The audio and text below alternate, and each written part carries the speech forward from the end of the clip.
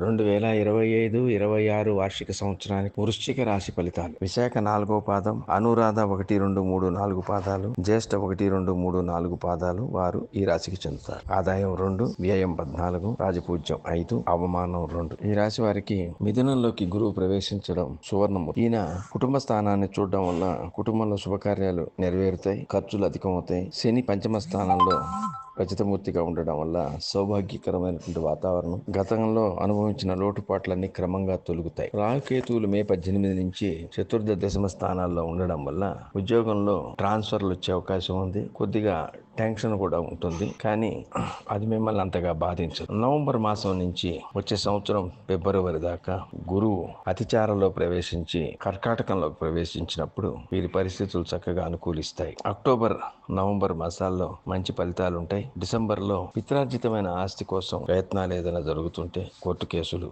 గెలిచే అవకాశం ఉంది. గృహ నిర్మాణం చేసుకునే అవకాశం ఉంది. తల్లి ఆరోగ్య విషయంలో, పిల్లల ఆరోగ్య విషయంలో జాగ్రత్తగా ఉండాలి. ముఖ్యంగా గర్భిణీ స్త్రీలు ఐరన్ డెఫిషియన్సీ ఏర్పడే అవకాశం ఉంది. ఉమ్మి నీరు తగ్గే ప్రమాదం ఉంది, జాగ్రత్త. ఉద్యోగంలో ప్రమోషన్ వస్తుంది, కానీ ట్రాన్స్ఫర్ వల్ల కొన్ని ఇబ్బందులు వస్తాయి, జాగ్రత్త. ఉద్యోగంలో ఉద్రిక్తత, సంఘర్షణ ఉంటుంది. మీతోటి ఉద్యోగస్తులతో జాగ్రత్తగా మాట్లాడుతూ వ్యవహరించండి. వృత్తి వ్యాపారాల్లో ఒడిదుడుకులు ఉన్నప్పటికీ ఆర్థిక పరిస్థితులు మెరుగుపడతాయి, కానీ టెన్షన్ ఉంటుంది. అడ్డంకులన్నీ తొలగిపోయి నవంబర్ నుంచి ఫిబ్రవరి లోపల మంచి ఫలితాలను పొందగలరు. మీరు ఈ సంవత్సరం శివపురాణ పారాయణ, విష్ణు సహస్రనామ పారాయణ చేసుకోవడం ఎంతో శ్రేయస్కరం. ఈ రాశి వారికి గతంలో ఏర్పడినటువంటి క్లిష్టమైన పరిస్థితుల నుంచి చాలా వరకు వీరు బయటపడే అవకాశం కలదు. ధైర్యంగా ఉండొచ్చు.